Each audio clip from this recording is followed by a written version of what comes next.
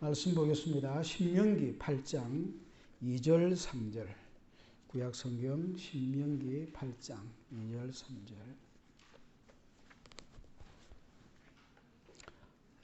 274쪽입니다. 구약성경 신명기 8장 2절 3절. 같이 읽겠습니다. 시작. 내 하나님 여호와께서 이 40년 동안 내게 광야길을 걷게 하신 것을 기억하라. 이는 너를 낮추시며 너를 시험하사 내 마음이 어떤지 그 명령을 지키는지 지키지 않는지 알려 하심이라. 너를 낮추시며 너를 줄이게 하시며 또 너도 알지 못하며 내 조상들도 알지 못하던 만나를 내게 먹이신 것은 사람이 떡으로만 사는 것이 아니요 여호와의 입에서 나오는 모든 말씀으로 사는 줄을 너가 알게 하려 하심이니라. 아멘. 사람들의 삶을 세밀히 관찰해 보거나 또 성경에 나오는 사람들의 그 삶을 자세히 들여다보면 한 가지 아주 재미있는 사실을 발견하게 됩니다. 그것은 뭐냐면 하나님께서 그 사람을 쓰시지 않습니까? 근데 쓰시기 전에 하나님께서 앞으로 그 사람을 어떻게 쓰실지 그 방향에 대해서 미리 한번 겪어보게 하신다는 겁니다. 경험을 하게 하시더라는 겁니다. 여러분 그런 거 못 느꼈습니까? 저는 그 성경을 보면은 몇 군데를 보면서 느끼죠. 저 자신도 조금 경험을 해봤습니다. 해봤다. 해본 경험을 가지고 일을 하게 하시는 그런 하나님의 특별한 원칙에 가까운 하나의 어떤 비밀을 보게 되었습니다. 뭐 예를 들어 볼까요? 가장 대표적인 예가 모세입니다. 그 모세가 이스라엘 백성들을 가나안으로 40년 동안 인도해 가지 않습니까? 어디서? 광야를 통해서. 그런데 그 광야는 모세가 이스라엘 백성들 데리고 가기 전에 뭡니까? 자기가 경험해 봤던 곳이에요. 자기가 40년 동안 시내 광야에서 방황하고 헤매고 양을 치면서 그 광야의 생리를 너무도 잘 아는 거예요. 빠삭한 겁니다. 그런데 나중에 거기를 사람들을 데리고 또 가게 될 줄은 몰랐던 거죠, 모세가. 그런데 결국 하나님께서 그렇게 해서 모세가 익숙한 곳으로 충분히 할 수 있는 곳으로 그 일을 해내게 만드는 겁니다. 이게 저와 여러분의 생애도 동일하게 작용한다는 거예요. 또 한 가지 예를 든다면은 잘 아는 요셉도 나중에 애굽의 전체 살림을 맡아서 하지 않습니까? 그 총리가 나라 전체 살림을 한다는 게 보통 일이 아니에요. 근데 그 경험도 하나님께서 미리 하게 하신 거예요. 언제?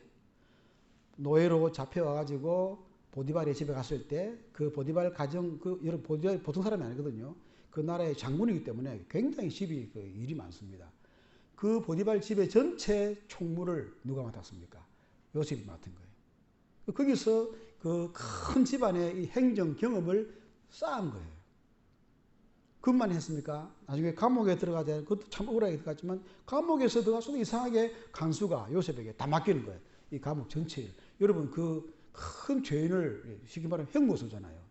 그 큰 형무소 일을 갖다가 다 맡겨서 운영한다는 건 굉장한 경험입니다. 아주 큰 경험이에요. 그런 경험과 경험을 했기 때문에 나중에 애굽 전체를 관할할 때 노하우가 생긴 거예요. 해낼 수가 있었던 겁니다. 여러분 이게 굉장히 중요한 요점입니다. 모세나 요셉뿐 아니고 뭐 다윗이나 다른 사람들도 마찬가지예요. 사전에 미리 하나님께서 훈련을 시켜요. 이건 훈련이에요. 훈련을 시켜서 나중에 그와 비슷한 일을 맡기신 거예요. 그 일을 해내게 만드는 겁니다.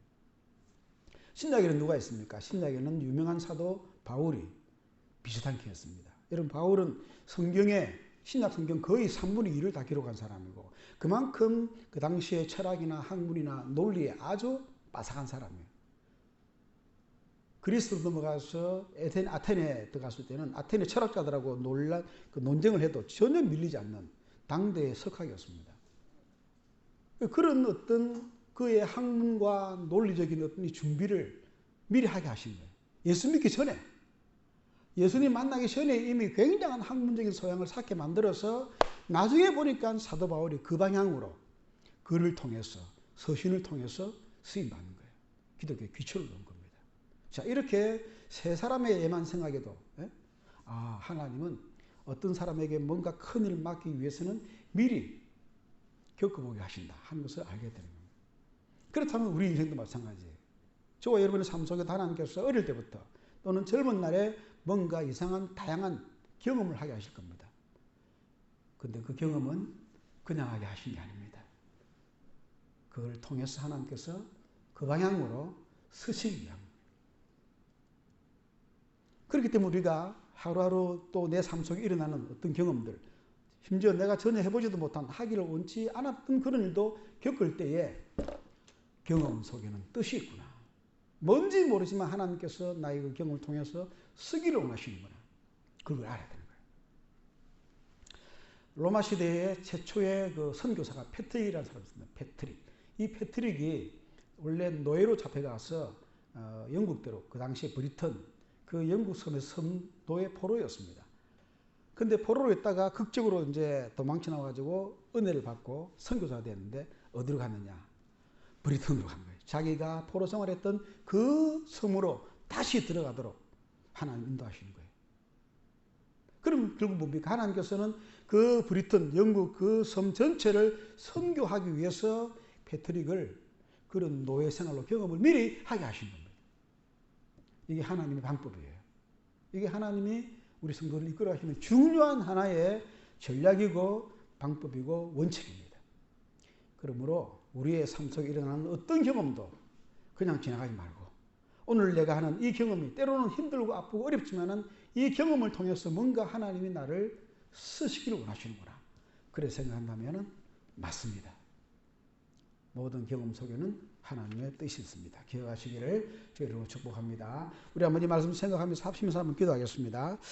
우리가 우리의 삶 속에 크고 작은 많은 일을 만나는데 그러나 이 작은 일, 조그만한 경험 이거 소홀히 할 게 아닙니다.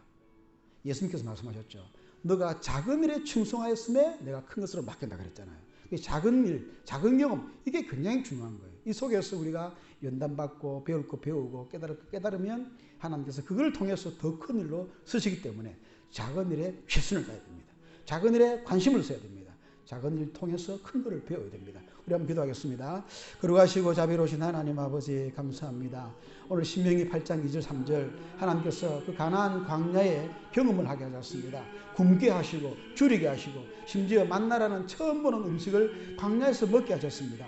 그것을 통해서 그 경험을 통해서 사람이 떡으로만 사는 것이 아니고 말씀으로 산다는 중요한 교훈을 배워서 이후에 가나안 땅에 들어갈 때에 결코 가나안의 그 세속 문화에 빠지지 아니하고 그 속에서도 하나님의 말씀을 따라 살 수 있는 훈련을 미리 시킨 줄로 믿습니다. 아버지 요셉을 훈련시키셨습니다. 아버지 모세를 그렇게 훈련시키셨습니다. 바울도 그렇게 미리 훈련을 시켰습니다.